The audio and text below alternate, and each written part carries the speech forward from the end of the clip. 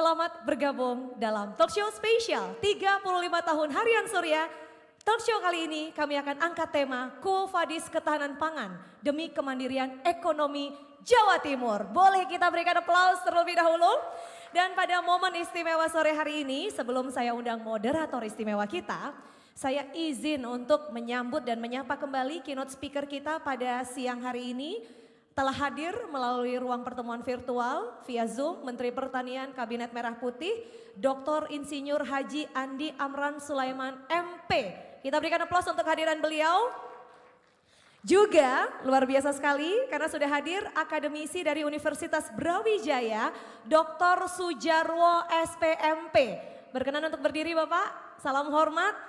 Mohon kita berikan aplaus juga untuk Ketua Himpunan Kerukunan Tani Indonesia HKTI Jawa Timur, Bapak Haji Muhammad Harun Sabil. Hadir? Sudah bersama dengan kami? Baik.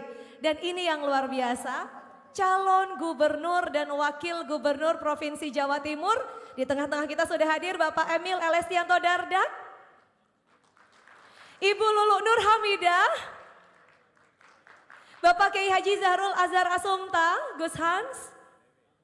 Oke, dan nanti juga akan bergabung Ibu Tri Risma hari ini.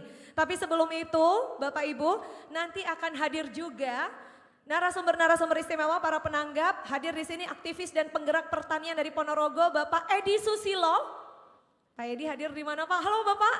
Juga Ketua Umum Asosiasi Desa Wisata Indonesia, Bapak Andi Yuwono. Dan untuk memimpin jalannya diskusi spesial pada sore hari ini, mari kita sambut moderator kita, News Director Tribun Network, Bapak Feby Mahendra Putra. Assalamualaikum warahmatullahi wabarakatuh, salam damai sejahtera buat kita semua, Om Swastiastu, Namo Buddhaya dan salam kebajikan.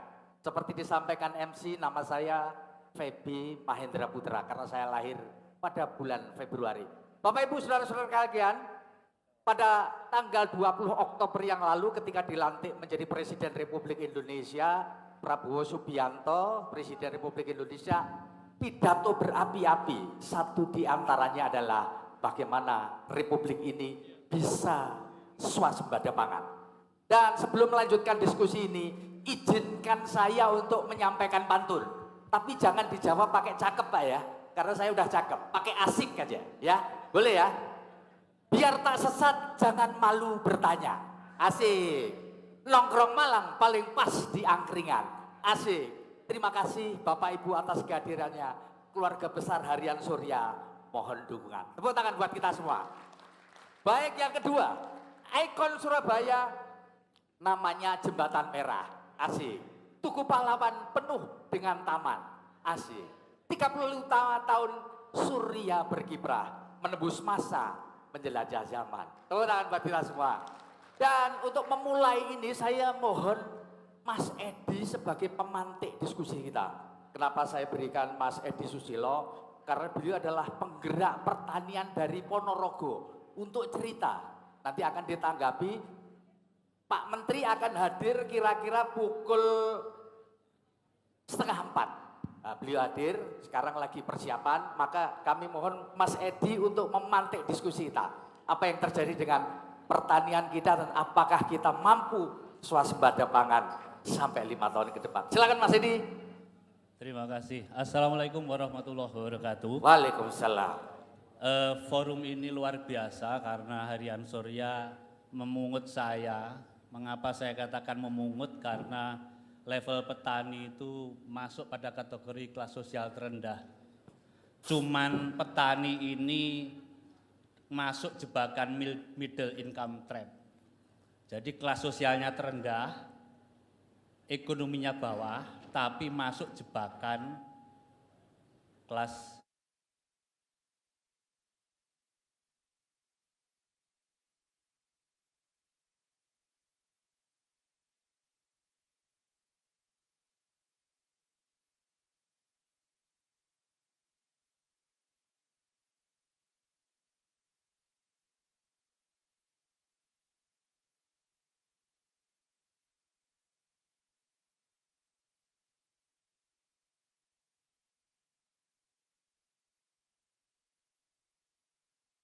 Nah, itu kayaknya suram. Tapi saya mau cerita enak. Jadi petani itu enak sekali Bapak Ibu yang di Surabaya.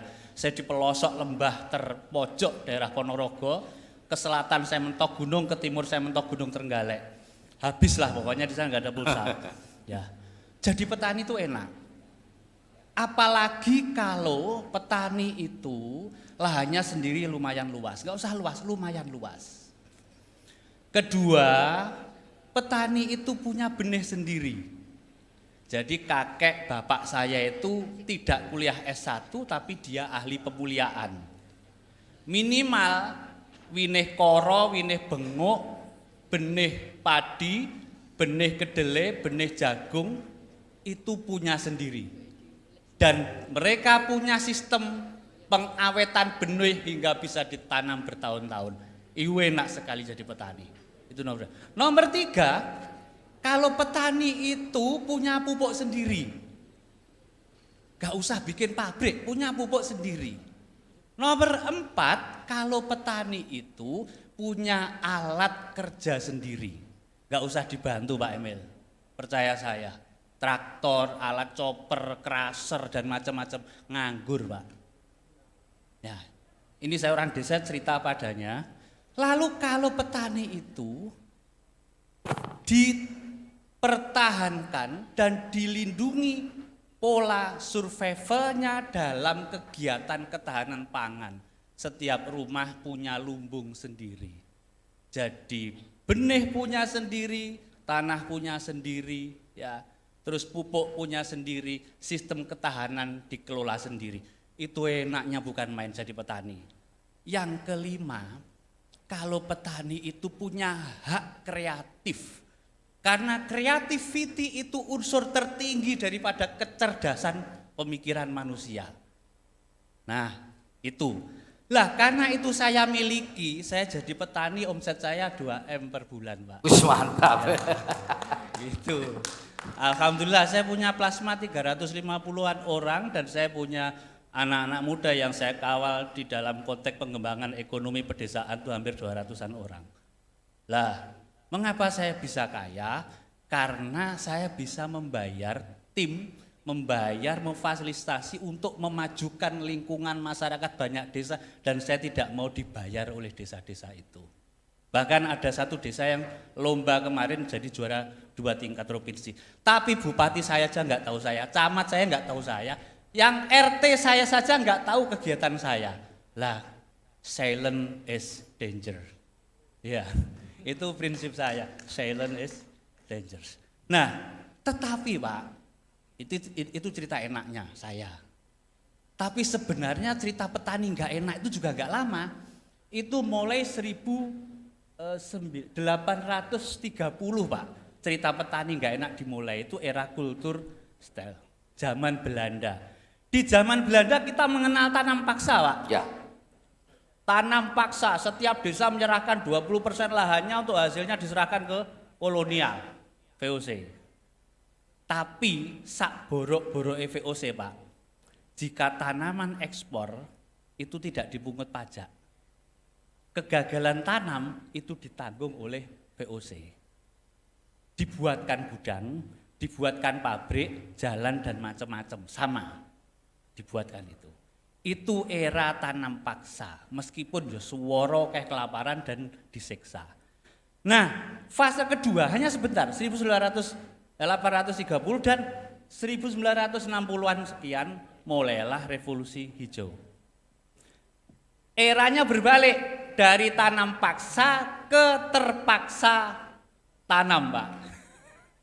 Mohon maaf kalau Bapak Ibu ke desa, Pak Tani itu mau nanam, sudahlah. Apapun data statistik kita surplus, sudahlah. Jawabannya satu, mereka menanam itu karena terpaksa, Pak. Kalau ada padat karya bangun plengsengan, sudah sawah ditinggal pilih bangun plengsengan. Nah, era terpaksa tanam inilah yang mempreteli semua lokal genius masyarakat desa di dalam konteks pertanian.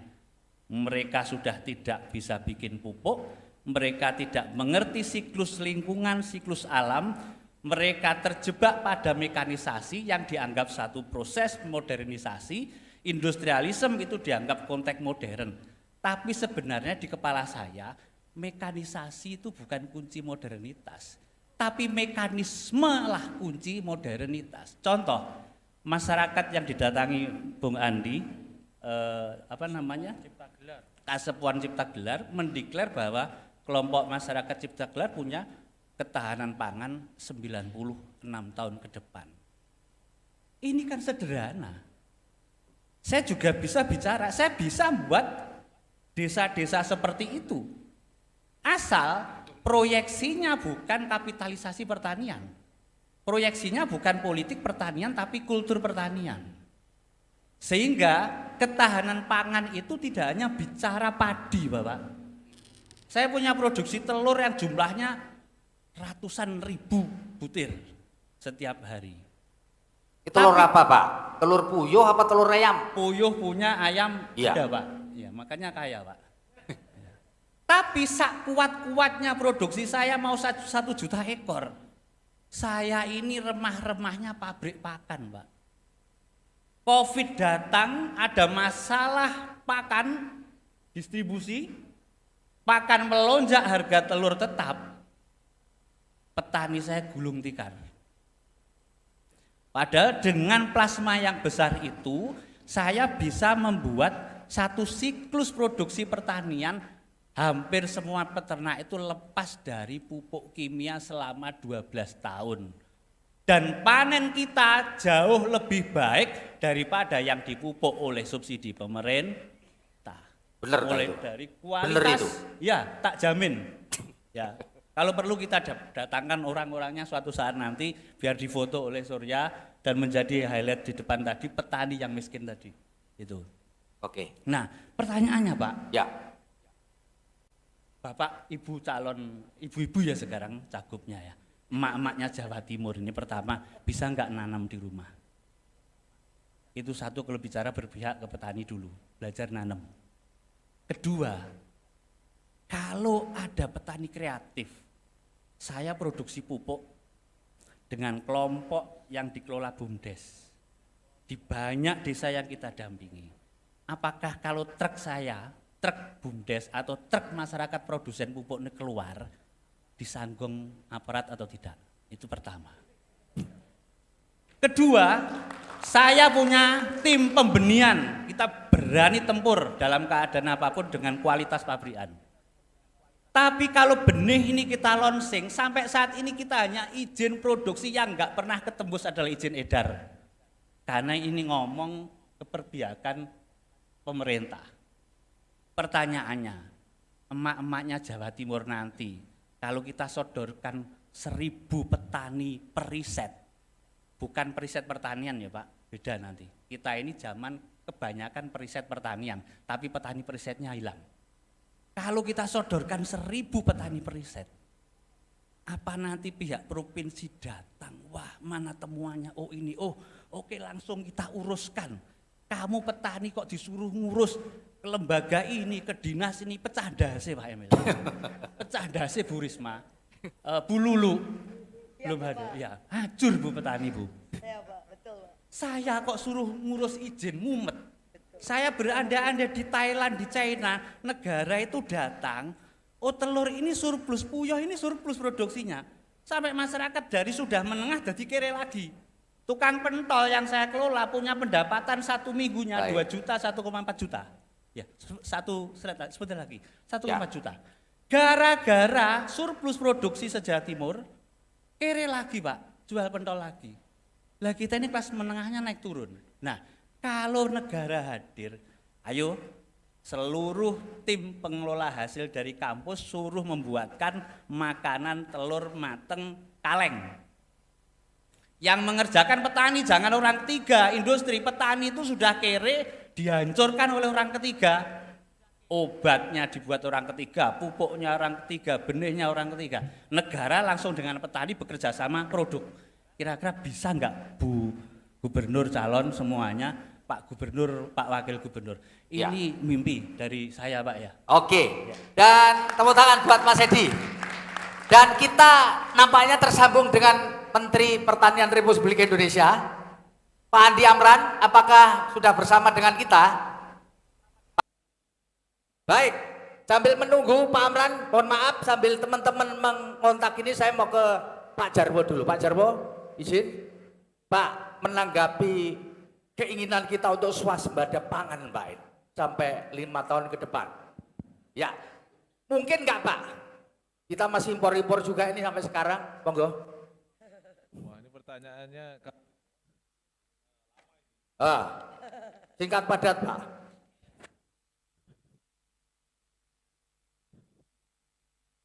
Bentar Pak. Izin Mas, ini izin.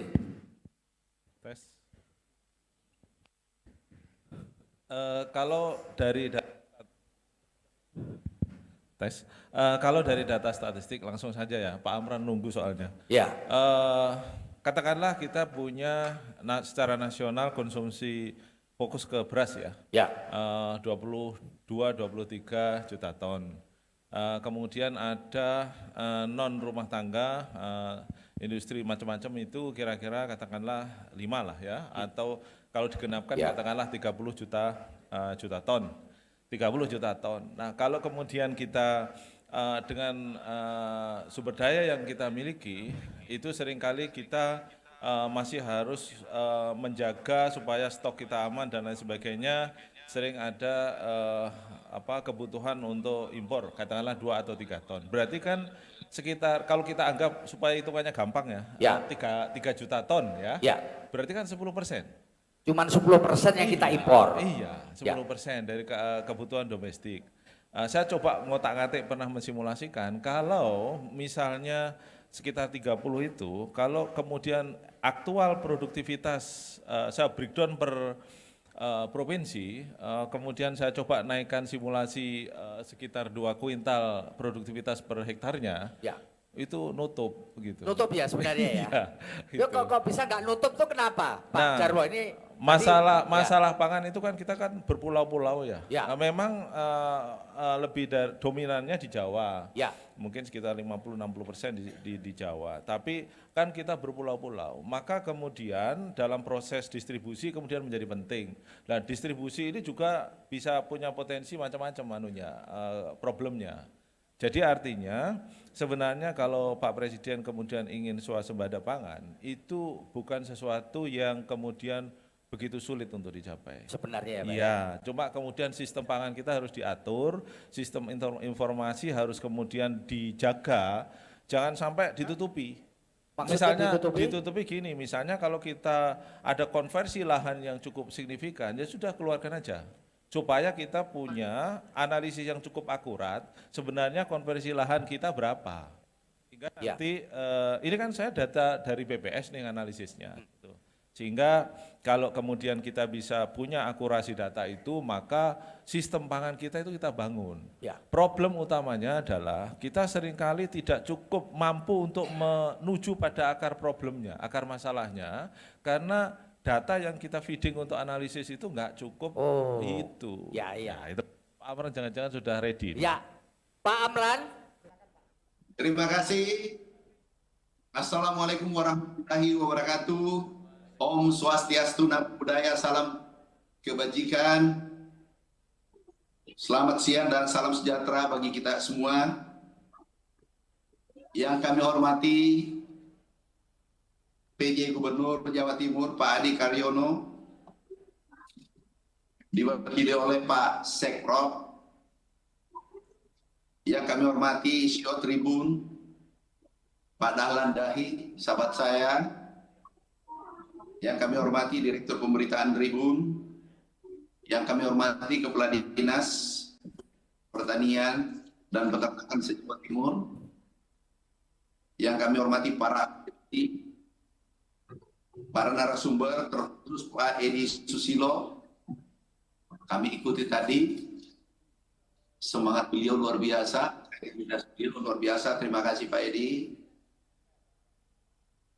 Juga Pak Jarwo, terima kasih Pak atas masukannya. Sebelumnya kami mengucapkan selamat hari ulang tahun yang ke-35 Harian Surya, semoga semakin terdepan dalam pemberitaan menjadi sumber referensi terpercaya dan akurat. Bapak Ibu sekalian, ketahanan pangan bagi Indonesia itu mutlak. Dan ini kita harus jaga. Alhamdulillah, 10 tahun terakhir kita berupaya swasembada, juga menjaga ketahanan pangan, food security. Baru-baru ini kita mendapatkan penghargaan tertinggi selama 40 tahun terakhir. Setelah 40 tahun kita mendapatkan penghargaan, Indonesia mendapatkan penghargaan medali Agricola medal dari FAO, dan ini penghargaan tertinggi dunia.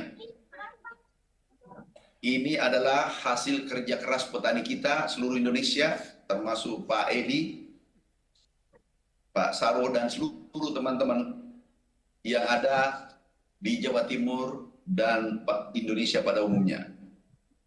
Bapak Ibu sekalian, yang saya hormati, saya banggakan, kami sampaikan kabar baik. Baru-baru saja kita putuskan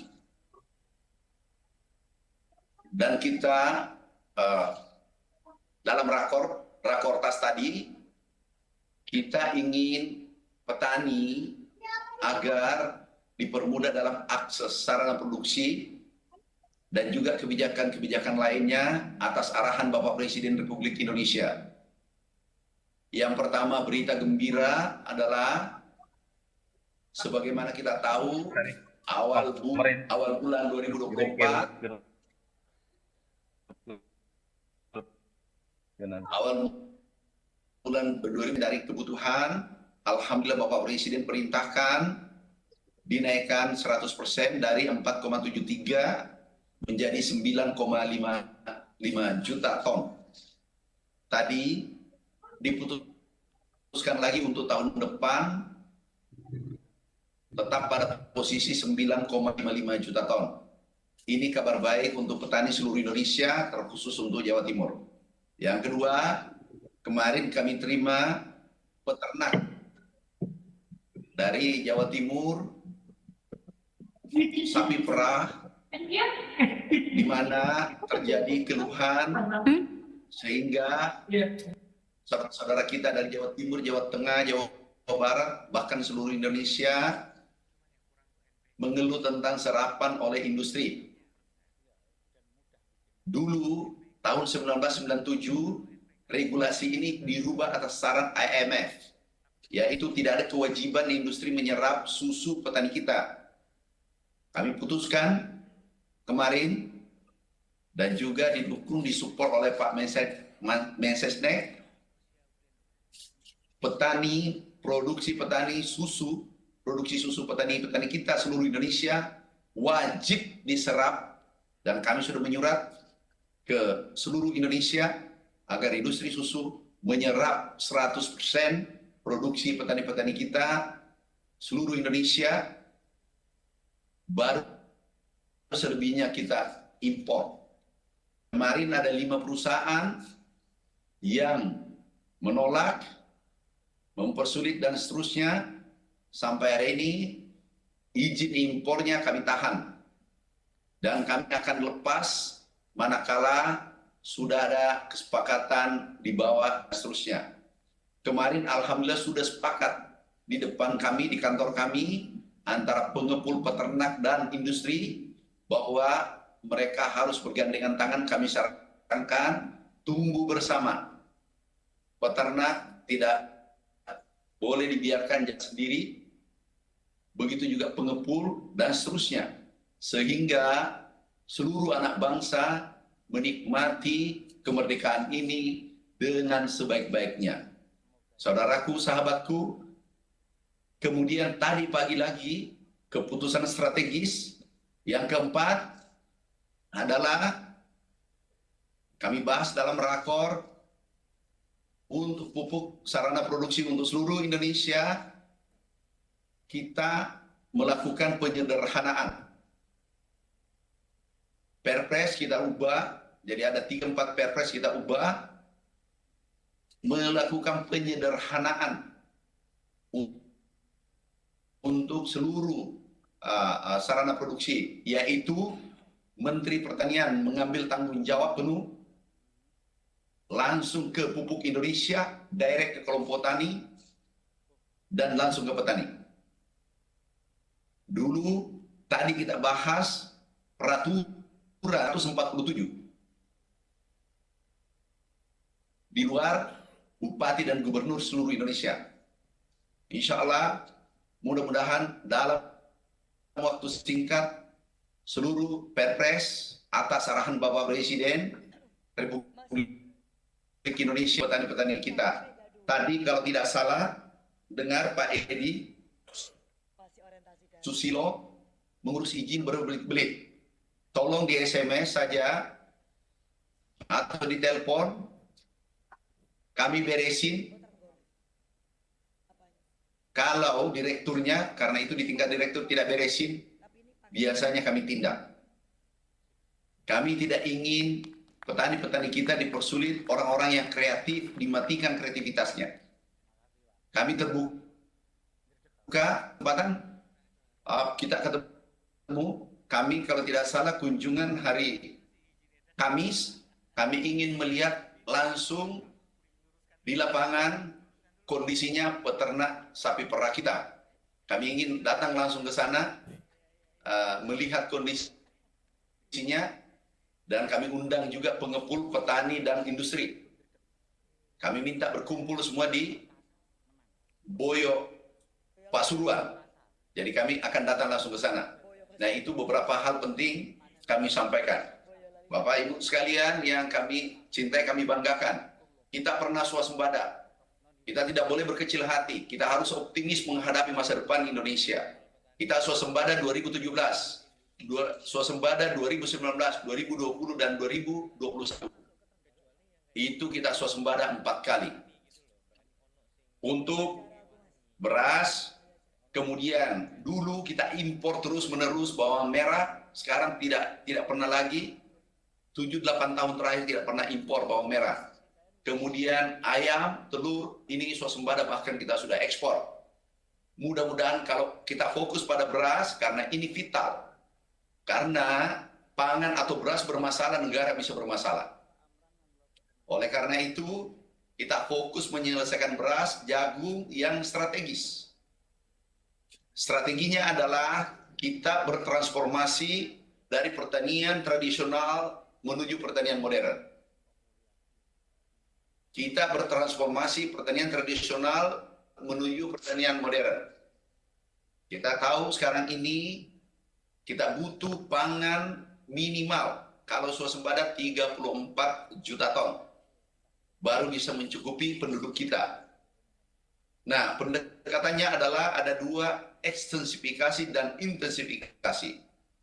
Khusus Pulau Jawa kemarin yang menopang mencukupi produksi kita sehingga dari rencana impor besar-besaran bahkan 10 juta ton, alhamdulillah sampai hari ini 2-3 juta ton impor kita, karena kita mampu menekan impor itu dengan gerakan masif Jawa Timur, Jawa Tengah, Jawa Barat, di mana solusi cepat adalah pompanisasi, ada lahan upland di Jawa, di seluruh Pulau Jawa ada 500-600 ribu hektar yang kalau kita airi itu bisa langsung IP-nya naik menjadi 2 bahkan 3. Ada kita pompa sungai-sungai yang masih terairi yaitu Begawan Solo, Cimano, Musi. Ini kita lakukan pompanisasi dan ini bisa kami tunjukkan pompa puluhan ribu kami turunkan. Ini karena kita tahu ada El Nino, ada climate change yang begitu dahsyat. Dan ini tekanannya luar biasa, bukan saja di Indonesia, tapi juga di China, Vietnam baru kami pulang, juga di negara lain terjadi. Ini yang kita antisipasi, sehingga pada saat itu kami dipanggil Bapak Presiden, Pak Mentan apa solusinya? Saya katakan Pak, solusi cepat adalah pompanisasi. Kalau cetak sawah itu butuh waktu yang lama. Alhamdulillah hasilnya Setelah kami refocusing anggaran 1,7 triliun karena anggaran sudah diketuk nggak bisa diubah lagi, sehingga kami refocusing anggaran, biaya perjalanan dinas, seminar, pertemuan, perbaikan gedung, rapat di hotel, kami tarik, pindahkan beli pompa untuk Jawa Timur, Jawa Tengah, khususnya Pulau Jawa. Lampung, kami belikan pompa untuk menaikkan IP kita di saat musim kering. Di mana bulan Agustus musim kering bertepatan dengan El Nino, overlap. Jadi tekanannya luar biasa. Alhamdulillah hasilnya, ini data hasil bukan dari pertanian. Kementerian Pertanian tidak boleh lagi mengeluarkan data untuk produksi, tetapi kita percayakan pada BPS. Alhamdulillah hasilnya seperti kita lihat, bulan Agustus 2,8 juta ton, meningkat di saat bulan kemarau. Harusnya jauh di bawah daripada tahun lalu. Tapi yang terjadi anomali, alhamdulillah, karena teman-teman di Jawa Timur, terima kasih, teman-teman Jawa Barat, Jawa Tengah, produksi kita meningkat di saat musim kemarau dan El Nino. Karena ditopang oleh Pulau Jawa, itu ada 500.000 ton. Naik produksi kita 1 juta ton, nilainya 12 triliun, kami refocusing anggaran tadi yang tidak penting, kami dahulukan petani-petani kita di seluruh Indonesia. Sekarang kami lihat, sekarang harga stabil, bahkan turun, sehingga tadi subuh kami hubungi Dirut Bulog dan direksi Bulog lainnya, agar melakukan serapan, sehingga petani kita tidak merugi. Petani kita sederhana, ini masih ada masalah yang harus diselesaikan, adalah pertanian harus satu komando. Pertanian harus satu komando. Di mana hulu hilir ini harus satu komando. Kalau ini tidak terjadi, ini kita akan kesulitan. Contoh, pupuk berkurang, itu di BUMN. Kemudian harga turun, itu di Bulog. Kementerian Pertanian hanya berproduksi. Kalau produksi tinggi, harga turun, itu sama dengan membuat petani kita merugi. Dan itu dampaknya luar biasa. Sehingga ada pemikiran kita nantinya ke depan satu komando. Artinya seluruh mulai hulu hilir itu satu komando. Sehingga bisa terkendali. Ini juga dulu saran IMF. Nah, ini mungkin kita ubah regulasi-regulasi yang bisa menyusahkan petani-petani kita seluruh Indonesia. Itu intensifikasi Pulau Jawa. Kemudian berikutnya adalah keluar Jawa, ekstensifikasi. Kami rencanakan 3 juta atas arahan Bapak Presiden. Ini gagasan Bapak Presiden, rencanakan 3 juta hektar seluruh Indonesia. Ini petanya 1 juta di Merauke, Kalteng 500, Kalsel 500, Sumsel 200-an, Aceh mungkin 50.000, Lampung 30.000 dan seterusnya. Kalau ini kita bangun dengan pendekatan adalah pertanian modern. Jadi pendekatannya adalah pertanian modern. Kenapa ada yang bertanya, Pak Menteri dulu sudah digagas, kenapa bisa gagal? Gagal karena cetak sawah tetapi tidak diikuti dengan pertanian modern. Hulu hilir itu full mekanisasi, sehingga tidak bisa diolah dengan sepenuhnya. Kenapa? Karena satu orang di Kalimantan itu punya lahan 1.000 hektar, 200 hektar, satu orang. Tidak mungkin dikelola dengan manual. Tanam manual, ngolah manual, memupuk manual, panen manual. Itu tidak mungkin. Sehingga kita transformasi menjadi pertanian modern. Mimpi kami adalah kita membuat klaster. Kalimantan, seluruh buka lahan baru cetak sawah adalah kita membangun pertanian modern, dan klaster ini adalah sejajar dengan negara-negara maju untuk klaster ini. Caranya adalah pertama ada sumber daya lahan melimpah, kemudian ada teknologi. kita sudah rintis sejak 2015. Kemudian ada milenial generasi Z yang jumlahnya 52%. Nah, kami sampaikan kepada teman-teman, kita rekrut generasi milenial dengan syarat adalah yang pertama harus lebih menguntungkan daripada jadi pegawai. Kalau tidak, ini bisa masalah. Yang kedua adalah menggunakan teknologi. Setelah kita hitung, itu milenial bisa berpendapatan penghasilan minimal 10 juta per bulan. Dengan model, dengan sistem, satu grup milenial, brigade pangan, itu 15 orang mengelola 200 hektar. Pendapatannya minimal, itu 10 juta per orang per bulan. Artinya, kalau jadi pegawai 3 juta, pegawai honor 2 juta atau 4 juta, di atas standar daripada pegawai. Baru bisa kita berhasil merebut hati generasi milenial. Tanpa memberi keuntungan yang baik, tidak mungkin bisa berhasil. Bapak Ibu sekalian, saya selalu katakan, petani beri ruang untuk untung, pasti berproduksi. Beri ruang untuk untung, lindungi mereka, kita kawal sarana produksi, dan Bapak Presiden sudah perintahkan pupuk direct, kemudian regulasi yang berbelit-belit, itu akan disederhanakan. Bapak Ibu sekalian, kami bisa tunjukkan yang di Merauke, ini sudah dikerjakan. Di Merauke bisa kita tunjukkan, ini Merauke ada 40.000 hektar, kita uji coba dan berhasil.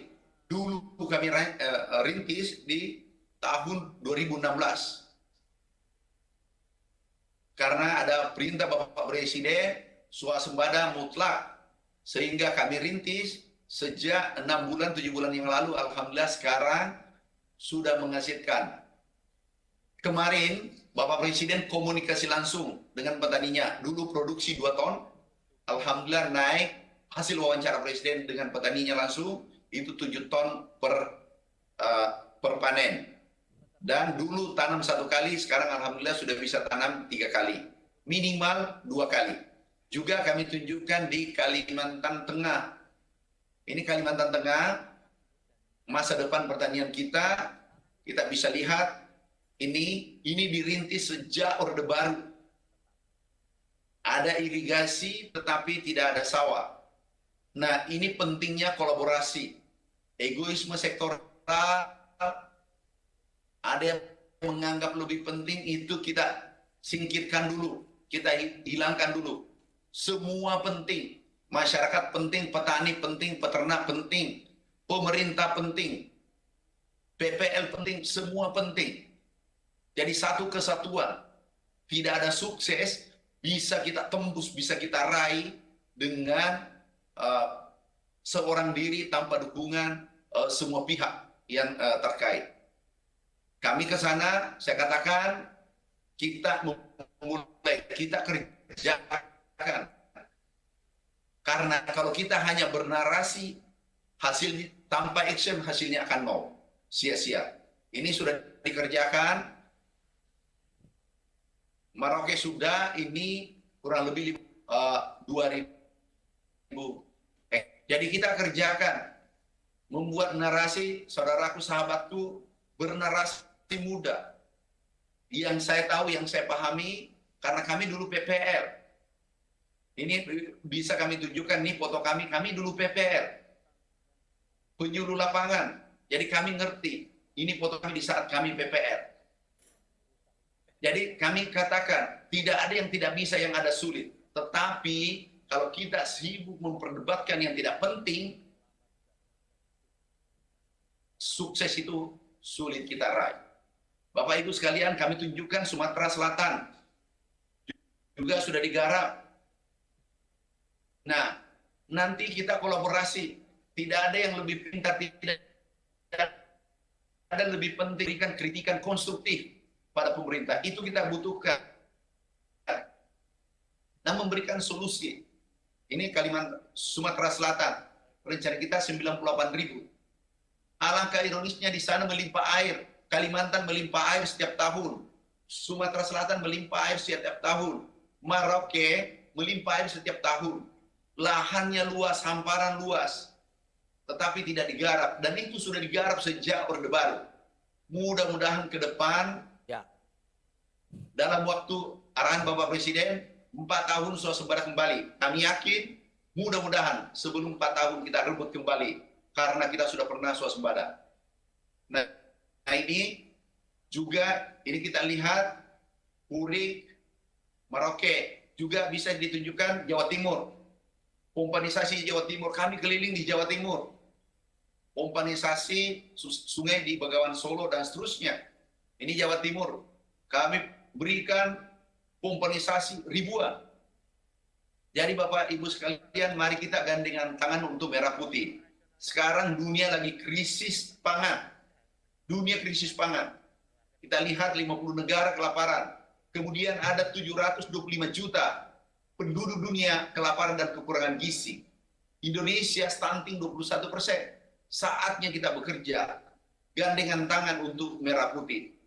Bapak Ibu sekalian, dulu Bung Karno di saat mendirikan IPB, jurusan IPB, bukan IPB, 27 April 1952, mengatakan mati hidupnya suatu bangsa tergantung pangan. Pangan bermasalah, negara bermasalah. Kita ingat, kalau krisis ekonomi terjadi, itu biasanya pertanian perkebunan tumbuh dengan baik.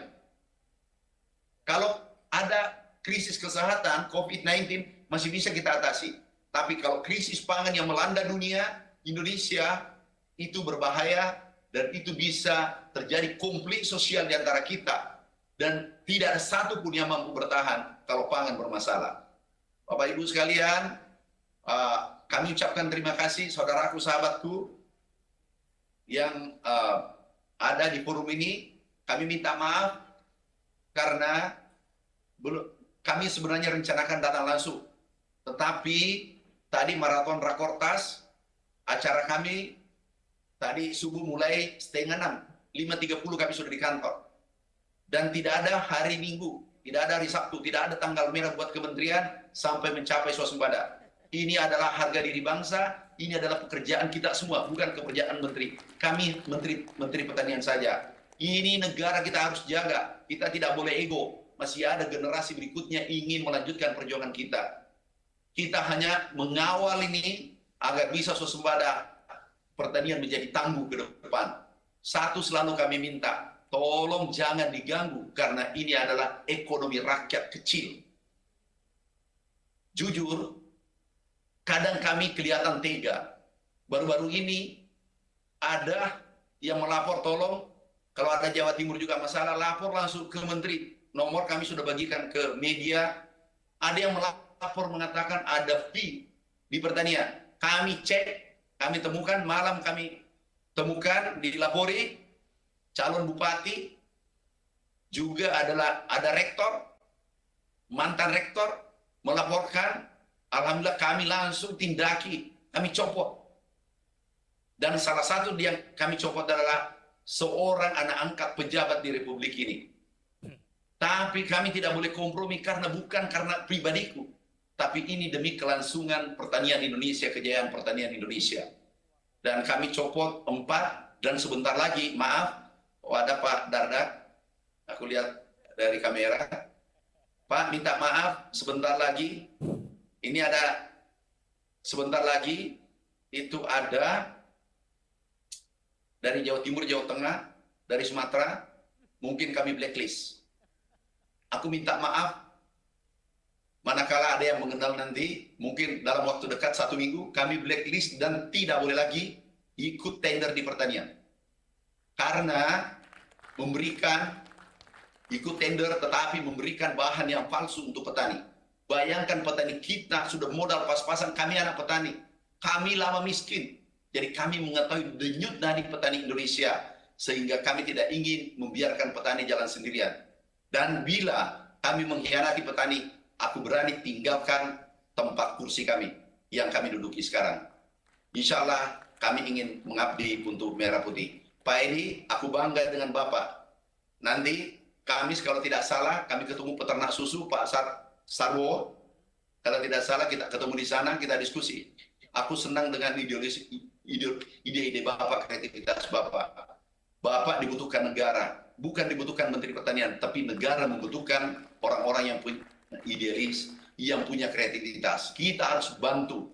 Kita tidak boleh mengatakan dia siapa, dia punya backing siapa. Enggak boleh. Kita harus samakan seluruh anak bangsa. Ini milik kita bersama. Negara ini tidak akan merdeka kalau kita tidak gandengan tangan dulu. Masa sekarang kita tinggal mengisi, tidak bisa. Terima kasih saudaraku, sahabatku. Minta maaf kalau kami hilaf karena saya ini orang Sulawesi. Artinya kalau dibutuhkan Sulawesi agak keras sedikit menghadapi mafia, kami lakukan. Tapi begitu dibutuhkan lembut, kami pakai ilmu Solo. Jadi kami adalah orang Sulawesi. Terima kasih saudaraku, terima kasih sahabatku.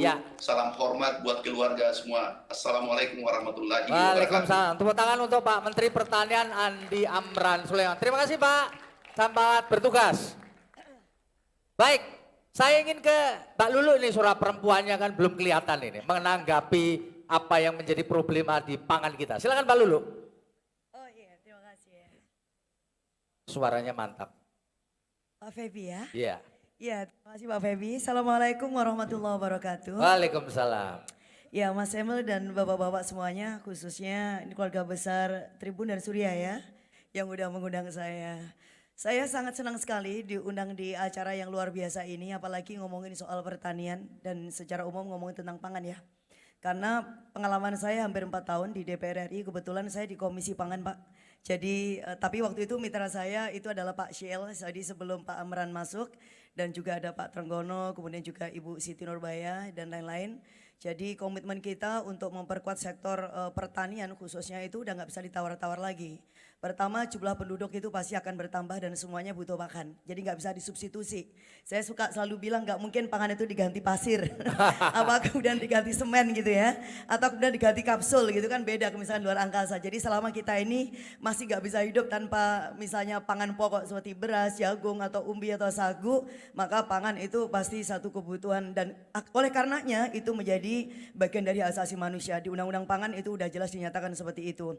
Nah saya kebetulan mengambil rezim kedaulatan pangan Pak.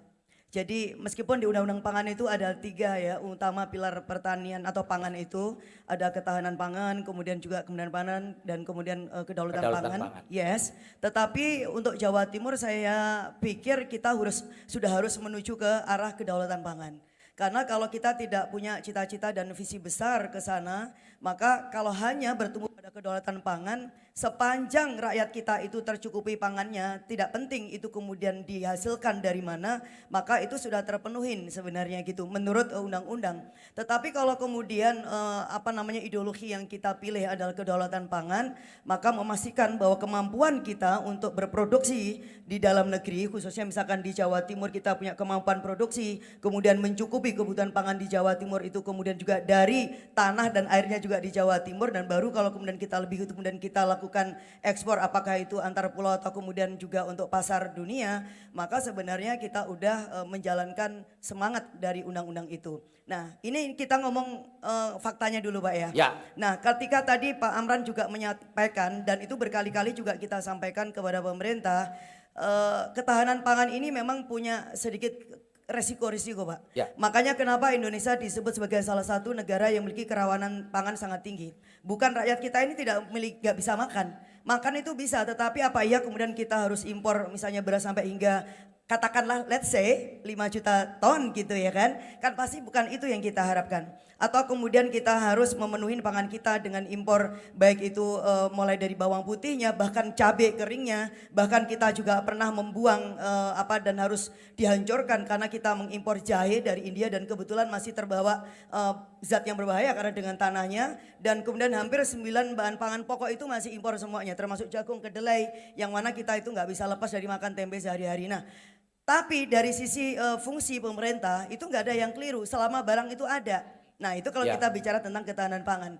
Oke, kita kembali ke Jawa Timur. Saya sangat senang ya ketika Jawa Timur itu memiliki ketahanan pangan yang bagus, tetapi di sisi lain juga memiliki kemampuan untuk memproduksi khususnya pangan pokok seperti beras yang sangat baik gitu dan menjadi harapan dan juga tumpuan bagi ketersediaan beras nasional. Tetapi tantangan kita tentu bukan hanya seperti itu ya Pak ya. Satu, kesejahteraan petani nggak boleh kita lupakan. Jadi setiap kali bicara tentang pertanian, maka yang harus kita bayangkan juga apakah petani di Jawa Timur itu udah sejahtera. Kemampuan petani misalnya untuk spending pengeluarannya itu untuk pendidikan, untuk rekreasi, untuk have fun dengan keluarga, dan bahkan kemudian untuk biaya misalnya kesehatan dan lain-lain. Termasuk kemudian tadi harus bayar kredit gitu ya. Dan lain-lain itu kemudian berbanding dengan yang kemudian ia terima dan dihasilkan dari produksinya. Karena yang saya baru baca aja tadi itu ternyata nilai tukar petani di Jawa Timur justru kemudian turun. Kalau tidak salah 0,26 atau seperti apa. Nah ini kan berbahaya. Di tengah situasi kelesuan dan juga daya beli yang menurun ya kan. Ketika mengalami penurunan nilai tukarnya, maka ini pasti akan berdampak kepada mereka. Kemudian yang kedua, saya juga kritik mitigasi kita yang terkait dengan perubahan iklim. Kita ini nggak bisa menyalahkan El Nino bolak-balik hanya untuk ini tidak cukup well prepare untuk menghadapi El Nino. Karena apa? Karena perubahan iklim itu udah diomongkan oleh tingkat dunia itu bertahun-tahun yang lalu. Saya ikut COP26 dan kemudian juga COP27 di Glasgow dan juga di Mesir waktu itu, dan udah ada COP27 berarti selama 27 tahun kira-kira pemimpin dunia itu udah bahwa yang namanya perubahan iklim itu satu keniscayaan dan nggak mungkin itu bisa dilakukan kecuali dimitigasi. Terus ada langkah-langkah terukur yang dilakukan oleh pemerintah.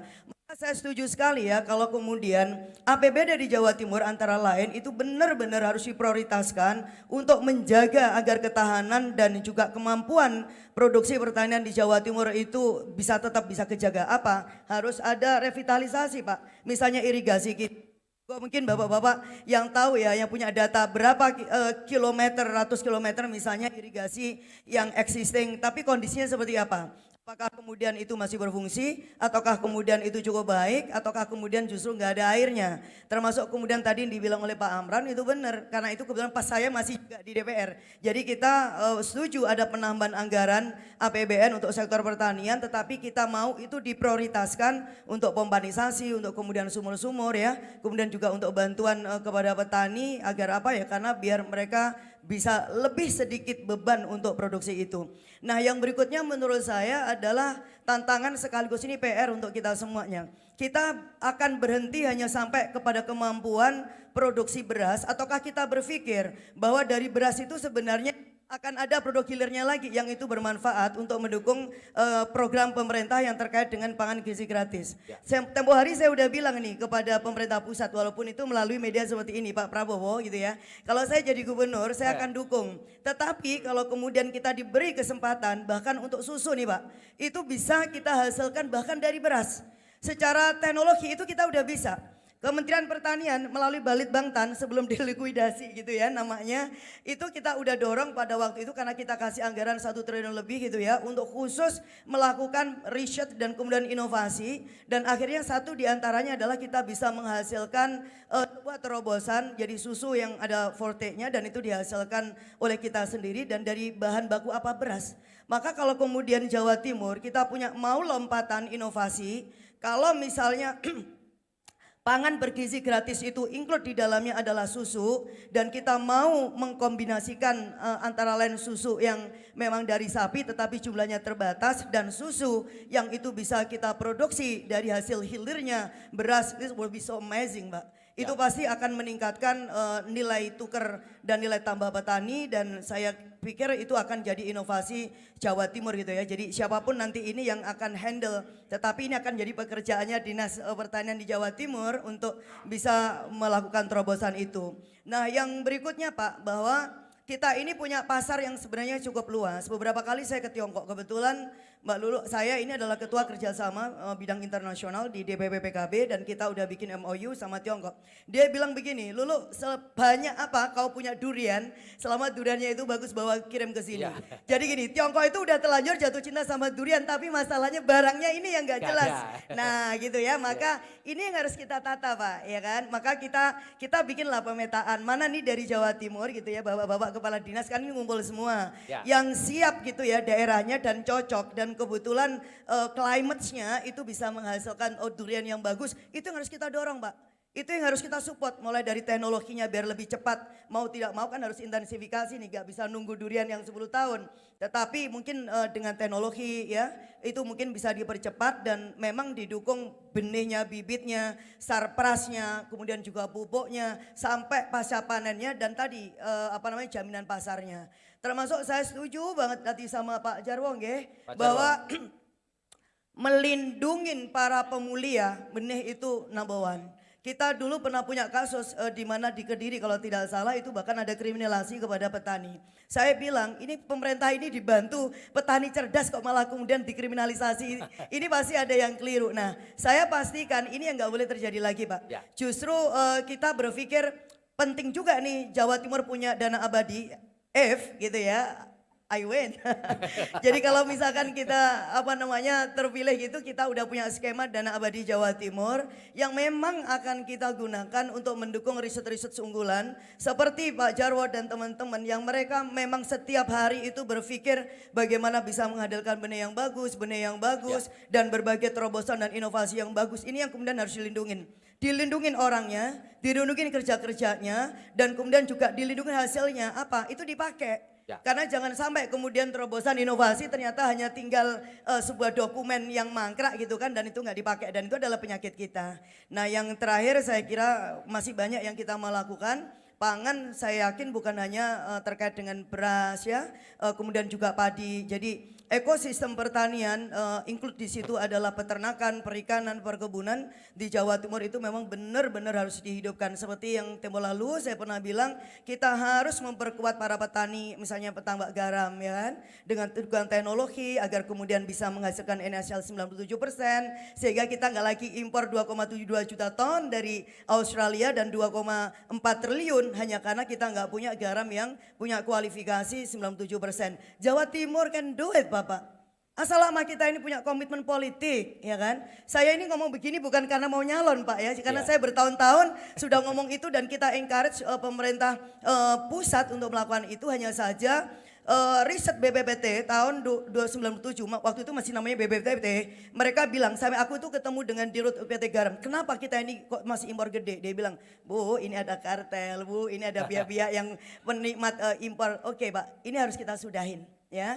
Kalau tadi dibilang bahwa dunia sedang nggak baik-baik aja kita mengalami krisis maka political will itu harus kita kedepankan ayo kita dukung agar ekosistem kita ini benar-benar jalan termasuk yang terakhir banget saya mau ngomong karena ini dekat dengan tempatnya Mas Emil Pak Emil ayo Trenggalek ini jangan kita biarkan hanya mengeluarkan BBL Pak ya. Benih-benih lobster itu kalau bisa jangan lagi keluar dari Jawa Timur kecuali dalam bentuk lobster yang memang udah layak untuk dimakan dan itu harganya mahal.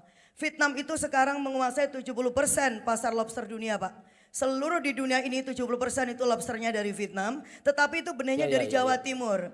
Tapi kalau kemudian ini yang akan kita dukung, ada pusat yang namanya pembudayaan yang sangat sophisticated, yang sangat modern, dan itu didukung oleh mungkin tripartit lah, misalnya dari APBD, kemudian daerah, dan kemudian APBN ya. Dan ini melibatkan kalangan-kalangan ahli untuk melakukan itu. Kita akan mengubah sejarah Jawa Timur, bukan hanya bisa memproduksi sesuatu yang memang raw material, tetapi juga sesuatu yang memang itu sangat-sangat signifikan untuk mengubah landscape pertanian dan juga pangan di Jawa Timur. Baik. Terima kasih Pak. Pak Lulu luar biasa ya. Dan selamat datang kepada Bapak Kiai Haji Sahrul Azhar Asum Tagosan. Terima kasih Pak telah hadir Pak. Di tengah-tengah karena beliau harus menyambut Bu Mega, Ketua Umum DPP PDI Perjuangan. Makanya bajunya merah, dekat Mas Emil putih, jadi merah putih. Tepuk tangan buat kita. Mas Emil, saya persilahkan Anda menanggapi apa yang menjadi topikal kita, terutama wilayah Jawa Timur sebagai lumbung pangan, bukan hanya untuk Jawa Timur tentu saja, tapi untuk Indonesia. Dan juga mungkin bisa ditanggapi tadi apa yang disebut oleh Mbak Lulu. Silakan Mas Emil. Siap.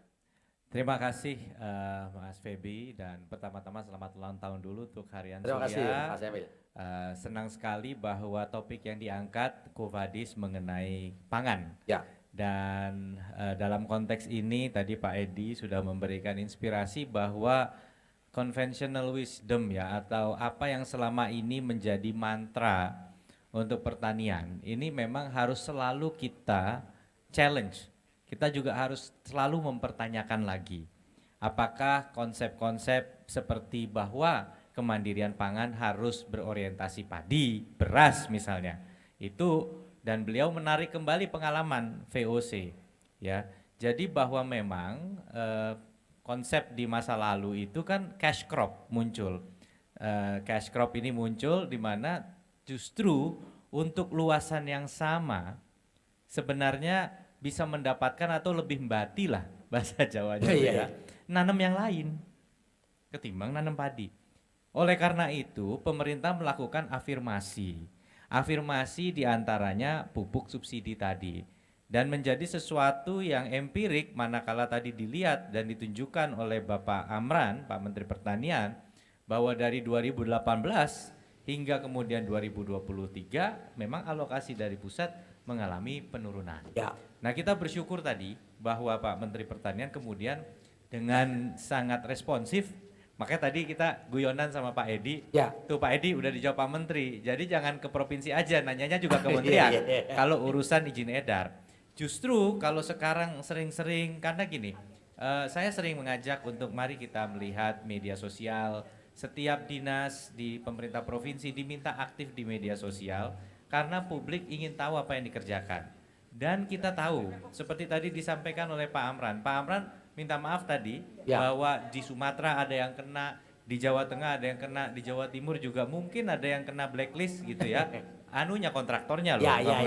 Tapi itu adalah justru bentuk terima kasih kita kepada beliau bahwa memang apa yang dilakukan di kementerian kemudian di dropping ke sini kita harap adalah yang berkualitas. Jadi bagaimana kelompok-kelompok tani ini semua punya akses ya. Kalau dilihat di kita ada website yang khusus mengenai benih. Dan di sana ada daftar penyedia benih dan nggak hanya PT, ada CV, ada Poktan, ada UPT. UPT pun juga bisa melakukan benih tadi. Nah, oleh karena itu kembali lagi kepada conventional wisdom tadi, memang kondisinya hari ini untuk tanaman pokok, konsepnya konsumsi masyarakat, memang beras kita subsidize, ya subsidize. Nah, saya ingin kembali kepada tadi kita sempat ngobrol juga dengan Pak Edi mengenai petani milenial bisa punya 10 juta sebulan. Ya. Katakanlah kalau Pak Edi ini omsetnya 2M sebulan, itu jelek-jeleknya margin cuma 10% aja, itu 200 juta. Tadi untuk dapat 10 juta, kelompok 15 orang itu harus punya 200 hektar. Kita langsung bilang, waduh, kalau 200 hektar untuk 15 orang, artinya rata-rata per orang berapa? Kita bicara rata-rata per orang itu kan berapa? Besar sekali, ya 1 hektar aja enggak. Padahal kita tahu bahwa di Jawa Timur kita punya luas 48.000 km persegi. Jumlah penduduknya 41 juta. Sepertiga angkatan kerja kita bekerja di pertanian dan mayoritas adalah mereka yang berusia lebih senior. Ya. Mereka yang berusia lebih senior udah duluan ada di sana, udah duluan nyawah, udah duluan garap kebun. Nah, petani milenial nanya kepada saya biasanya, saya nih minimal saya ketemu dengan anak-anak muda di Magetan, mereka ingin bikin organik dan saya rasa terinspirasi dengan Pak Edi juga karena beliau di sana mainnya di Mataraman ya. Itu anak-anak muda itu kemudian ya saya harus nyewa lahan dari bule saya, dari Pak Le saya. Tapi kemudian memang artinya inilah added cost. Waktu kita cek dengan Cina, kita cek dengan Vietnam, lahan itu provided for free. Gak tahu gimana, pokoknya petaninya hanya tinggal melakukan OPEX-nya. Nah ini kendala kita karena farming kita itu pemilik lahan harus dapat utility. Lain dengan di sana, negara menguasai. Jadi kalau petani mau sejahtera, ya dia tidak perlu keluar komponen return on land-nya. Return on land. Kalau di kita, komponen return terhadap tanah atau pengembalian terhadap tanah itu ada di dalam cost itu. Betul kan? Iya. Nah inilah yang kemudian kita coba pecahkan. Ekstra jumlah petani yang berlebih itu mulai kita arahkan ke agroforestry. Misalnya, kita ada sentra Taman Teknologi Pertanian. Saya banyak banget menggarap waktu saya bupati, makanya tadi beliau langsung apal muka kan gitu. Karena zaman bupati dulu memang sering sekali bersama dengan Pak Amran kami koordinasi dari mulai durian Ripto yang ada di kawasan perhutani disebut sebagai Durio Forestry sama Mas Andi juga harapnya untuk desa wisatanya. Beliau ini aktivis desa wisata yang luar biasa, turun di Trenggalek. Jadi Durio Forestry ini kemudian digabung dengan ada rafting ya, menggunakan arung jeram, berkembang. Nah, Durio Forestry ini adalah bagaimana kemudian kawasan perhutani kan ada MTPS. MTPS itu tegakan yang untuk buah-buahan. Ya, ini menjadi salah satu sumber hasil hutan bukan kayu. Ini yang ingin kita dorong. Ya. Nah, yang juga tidak kalah penting, petani-petani kita ini kan sekarang konsepnya jadi ada dua di Jawa ini. Ada LMDH, ada kemudian perhutanan sosial. Perhutani sudah bersedia untuk relinquish sebagian lah pada perhutani, tapi ada konsepnya adalah LMDH atau pengelolaan hutan berbasis masyarakat PHBM. Nah, ini menjadi salah satu solusi kita. Ya. Bagaimana keterbatasan lahan pertanian. Jadi maaf, mungkin saya boleh. Jadi kalau kita lihat sumbangsih perekonomian pertanian primer itu artinya ditanam kemudian dipetik. Kemudian juga misalnya mereka nanam padi sampai cukup metik aja atau cukup manen misalnya, itu namanya farm gate. Nah, di gerbang sawah atau gerbang pertanian sumbangsinya hanya 11% dari total PDRB Jawa Timur. Tapi yang kerja di sana sepertiga. Yang besar adalah sektor industri pengolahan sekitar sepertiga, yang kerja sekitar 15%. Yang agak seimbang adalah perdagangan, 20% PDRB-nya, 20% juga yang kerja di sana. Artinya sepertiga masyarakat Jawa Timur rebutan kue yang kecil ini. Bagaimana solusinya? Pertanyaannya, tadi kita ini dikasih target. Konsep kemandirian pangan kita adalah produksilah beras sebanyak-banyaknya, Ya. dan juga jagung. Kita tahu bersama bahwa memang Jawa Timur, lucunya pada saat Jawa Timur luas lahannya adalah 48.000 km persegi, penyumbang industri pengolahan yang juga signifikan, sekitar hampir seperempat dari industri pengolahan se-Indonesia, outputnya itu disumbang Jawa Timur, perdagangan hampir 20%, ya 1/5 dari 38 provinsi, tapi kita masih lumbung pangan, masih produsen padi tertinggi. Jagung juga iya, tebu iya, terus juga tembakau iya, telur iya, daging iya, gitu kan, susu juga iya. Nah, artinya bahwa memang optimalisasi untuk mengurangi, mencegah, meminimalisasi konversi lahan dilakukan secara maksimal. Maka kembali kepada poin yang penting tadi mengenai nilai tukar pertanian. Ya, memang nilai tukar pertanian itu ada fluktuasi yang minor setiap bulannya. Jadi kalau setiap bulan karena dipengaruhi oleh beberapa hal ya. Misalnya nilai tukar petani tadi yang disebut oleh Mbak Lulu yang menurut saya juga penting sekali, memang sempat shift 0,26. Ya. Dan kenapa shift 0,26? Tapi dari 111,61 jadi 111,32. Ya. Dan ini karena memang terjadi ekstra panen di beberapa jenis komoditi. Ya. Kemudian ada shifting sedikit, koreksi sedikit. Tapi kalau kita lihat secara overall dari 2020 itu NTP tahunannya itu cuma 100,77. Dan di 2024 awal menyentuh 112. Artinya ada kenaikan yang jauh lebih signifikan secara long term, secara jangka panjang, kira-kira begitu. Ya. Jadi mungkin fluktuasi. Nah, kenapa itu nilai tukar petani dijaga? Salah satunya tadi adalah memastikan, karena ini banyak afirmasinya kan. Artinya perlu pastikan pupuk subsidi tersedia. Nah tadi kabar baik, dari 4,37 jadi 9,55. Memang yang paling kurang adalah NPK. NPK kurang ya? NPK kurang. Urea ini sebenarnya dari RDKK itu sudah 90-an%. Itu tercover gitu ya. Nah, dan kita tahu kalau misalnya ada yang bilang APBD Pemprov bisa dimasukin untuk mengcover selisihnya. Enggak mungkin karena berapa triliun besarnya. Struktur dari desentralisasi fiskal kita ini memang masih dominan tetap pusat. Ya. Tetap pusat karena PPN dan PPH adalah sumber pajak terbesar. Provinsi hanya kendaraan bermotor, kabupaten kota PBB, pajak bumi bangunan, PPHTB yang katanya juga bahkan mau dikurangi ke depannya, pajak hiburan. Jadi oleh karena itu kembali lagi kita bicara mengenai konsep kemandirian pangan, memang yang kemudian saya senafas dengan Mbak Lulu adalah kita harus pertumbukan pada petani yang sejahtera. Jadi tadi NTP adalah tolok ukur yang baik, jadi beliau tepat menyoroti penurunan itu kita harus tetap responsif, tapi izinkan saya melengkapi bahwa secara long term dari NTP tahunan sekitar 100 naik menjadi range 110-an dan angka segitu itu sangat signifikan. Ya. Kita bicara 10% lebih, fluktuasi bulanannya mungkin 0, sekian persen. Nah, oleh karena itu, bagaimana kemudian kita membangun petani yang sejahtera?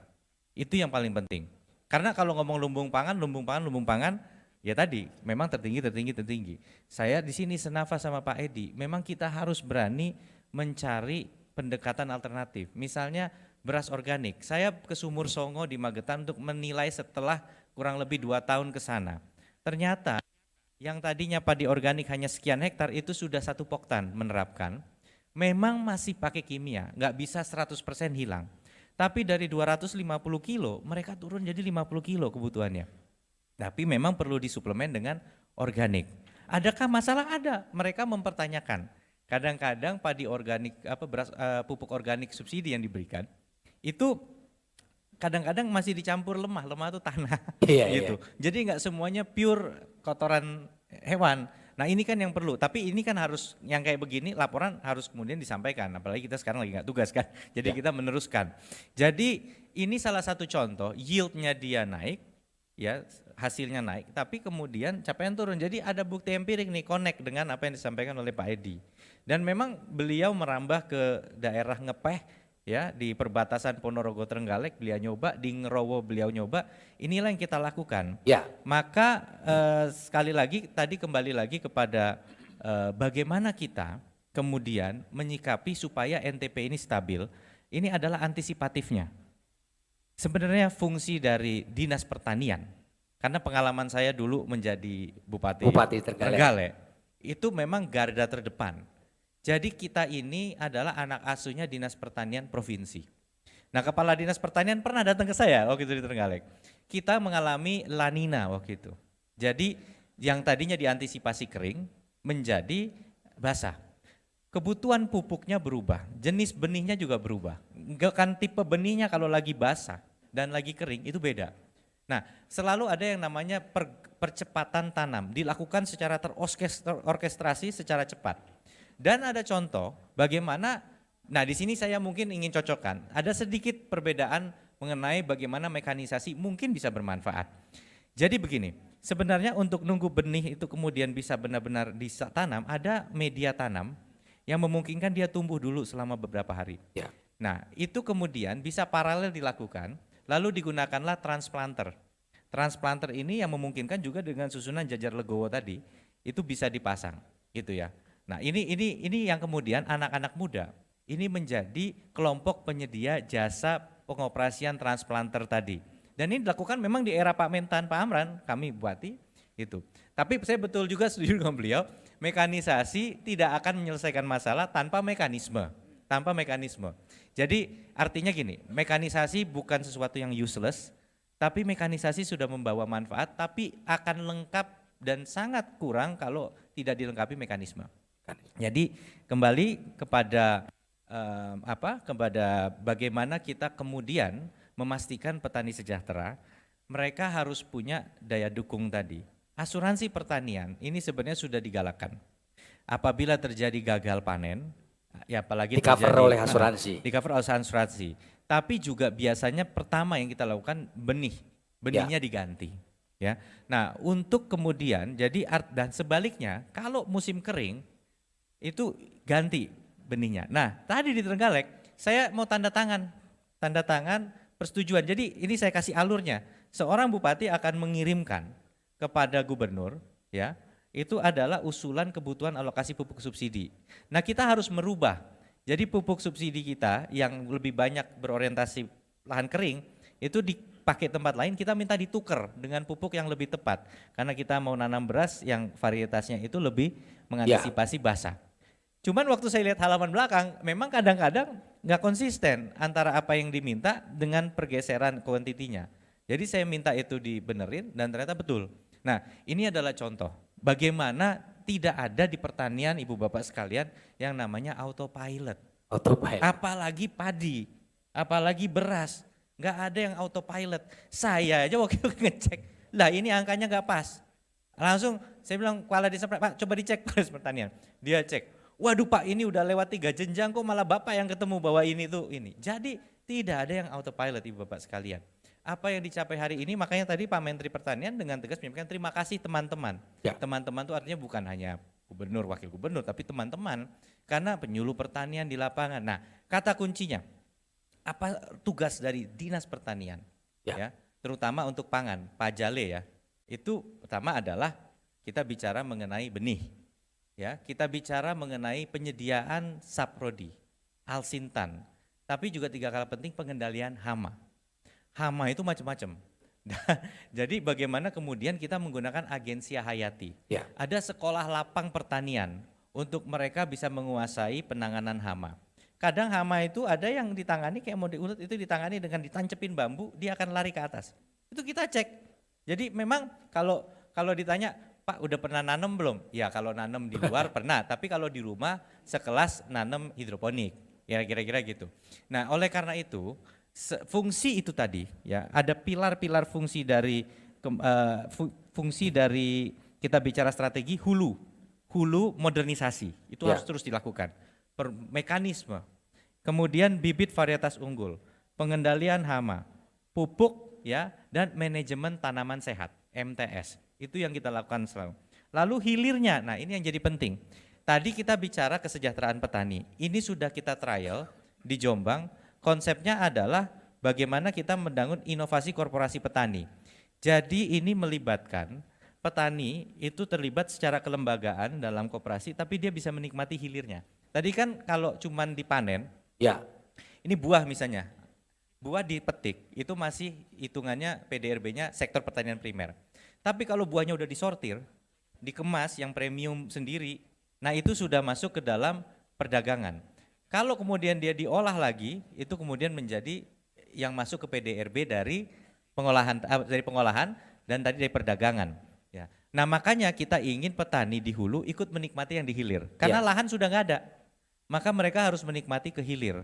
Nah bagaimana mereka menikmati ke hilir, padahal mereka butuhnya yarnen, mereka butuhnya pas sudah panen terima uang.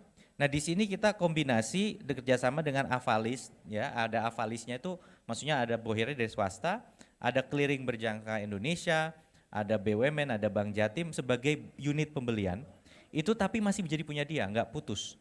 Dia masih bisa ikut menikmati dari produksinya, apakah dari rice milling unitnya, sampai ke pengemasan, sampai ke end user. Ini dibikin menjadi satu jejaring end to end. Ini sudah kita uji coba dan ini sudah kita lakukan juga dalam rapat TPID dengan Bank Indonesia sebagai strategi pengendalian inflasi hulu ke hilir.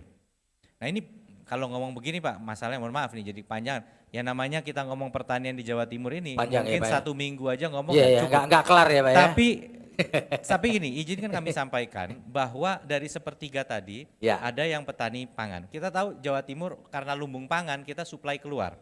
Ya. Itu yang bikin susah kalau karena kita supply keluar, itu di sini tuh udah ada mulut yang nunggu. Makanya begitu terjadi harga-harga itu naik itu, mereka udah nunggu dan ngambil barang di Jawa Timur dilempar keluar. Jadi kalau kita kemudian mau menjaga harga stabil sebagai produsen, kita harus magerin, jangan jual keluar Jawa Timur. Ya. Tapi kita kan NKRI. Gak bisa ya, iya, kita nggak bisa hidup sendiri. Pertanian pangan nggak pakai imigrasi masuknya. Nah, yang penting kita menjaga kesejahteraan petani, kami sangat berhati-hati melakukan operasi pasar. Harga memang bisa naik dan respon pertama pasti langsung pukul dengan operasi pasar. Kami yang bilang jangan dulu, kita cek dulu ini tuh pemicunya apa. Kalau kita ke susu, petani yang kasihan, udah jatuh tertimpa tangga. Ya jangan-jangan karena misalnya pakan impornya naik harganya, maka kita doronglah pakan mandiri, ya. Atau misalnya hal-hal yang lain terjadi kondisi cuaca. Jadi kita sangat berhati-hati untuk memastikan agar petani-petani kita tidak mengalami kerugian tadi. Nah kemudian yang memang kita masih kurang di Jawa Timur, saya tahu neracanya kita punya, yang memang masih kurang, kita ini memang belum oke untuk bawang putih. Bawang putih kita tahu, tapi kita memberikan insentif. Bagi yang sudah bisa menanam bawang putih, ada insentif yang diberikan. Dan kedelai. Nah pertanyaannya, loh kita ini seneng tempe, Ya. kok kedelai enggak? Ternyata saya ngobrol sama Pak Teten dulu sebagai Menteri UMKM, kacang koro itu adalah tempe sejati dulu, kacang koro, bukan kacang kedelai. Nah sekarang kita menggunakan kedelai dan varietas yang kita lebih senangi, gemari malah kacang kedelai yang justru banyak kita impor dari luar. Ya. Ya, jadi ini adalah realita tadi bagaimana kemudian Ya. kita mau mencoba mereverse. Jadi kalau konsep kedaulatan pangan itu kan artinya kita tidak memenuhi stok pangan dengan mengimpor, tetapi kita memastikan semua tersedia dalam negeri, pendekatannya jangan hanya supply, pendekatannya juga demand. Jadi bagaimana kemudian Jawa Timur secara keseluruhan itu ya kita lumbung pangan, betul ya. Hanya 2 item tadi saja, hanya 2 item tadi saja.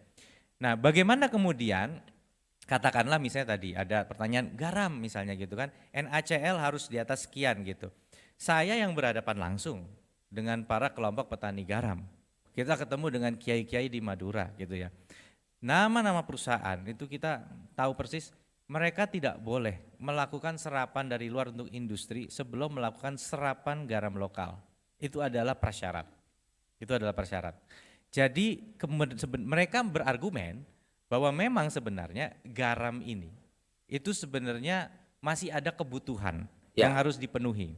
Ya, tapi kita juga nggak tinggal diam sama BPPT, kemudian kita juga bekerja sama PT Garam. Memang kita coba melakukan bersama Tronojoyo melakukan pengembangan dan pengembangan ini kan nggak overnight ya. Garam ini bagaimana kita tingkatkan kadar NaCl-nya. Salah satu kuncinya juga adalah drainase. Kalau dulu kita tahu rumah prisma, kita tahu bagaimana menggunakan geomembran dan lain sebagainya. Tapi juga ada drainase. Ini mempengaruhi kadar air tadi agar garam tadi kemudian bisa masuk ke segmen yang lebih tinggi. Nah, saya pikir itu untuk menggambarkan secara kompleksitas dari tapi secara keseluruhan artinya memang pertanyaan terbesar adalah apakah masih ada ruang bagi petani milenial untuk menggarap lahan kalau sepertiga ya kita 48.000 km persegi penduduknya 41 juta. Malaysia 130.000 km persegi penduduknya cuma 30 juta gitu. Jadi pertanyaan pertama memang kita harus juga melihat dan juga kita harus mulai melakukan diversifikasi komoditas. Agroforestry potensial. Kita bicara porang, nilam, Taman Teknologi Pertanian kami untuk nilam, kita kerjasama dengan Brawijaya untuk minyak atsiri, bahkan sudah dijadikan sebuah pilot project oleh Harvard Kennedy School dan Harvard Business School. Jadi itu kira-kira pilarnya sama pikiran kita tumpuannya adalah kesejahteraan petani. Itu yang menjadi pilar untuk menuju kepada kedaulatan pangan. Terima kasih. Terima kasih Mas Emil, terima kasih. Dan saya ke Mas Andi Yuwono nih. Mas Andi, supaya nggak ngantuk Mas. Ini pemicunya ini sebagai Anda dari Ketua Umum Asosiasi Desa Wisata Indonesia. Coba cerita Mas mengenai apa yang perlu kita lakukan untuk silakan Mas Andi.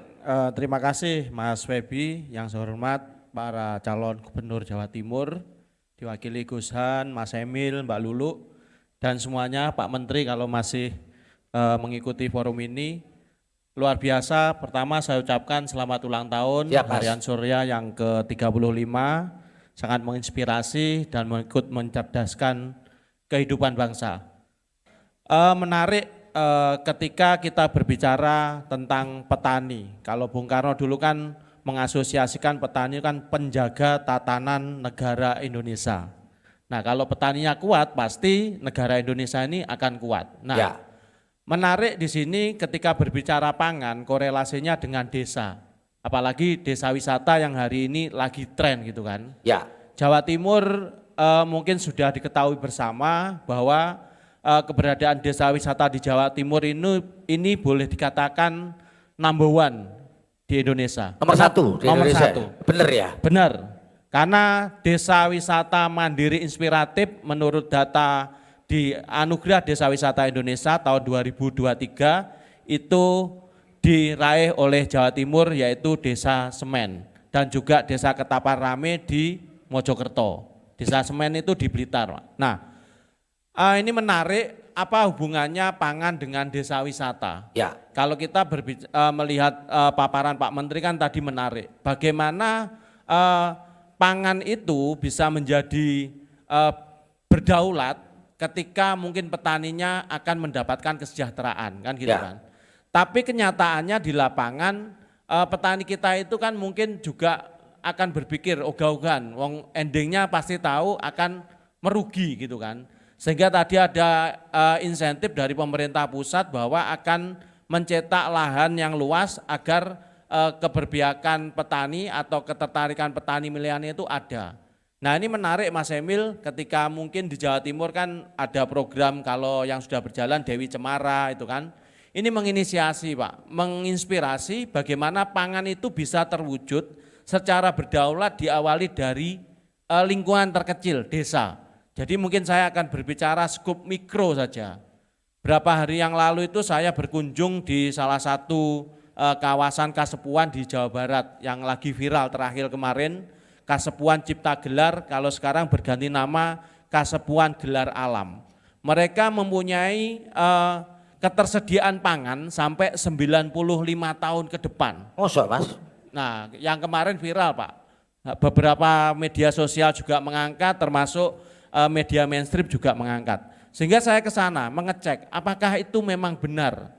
Ternyata itu terjadi di sana. Indikatornya sederhana.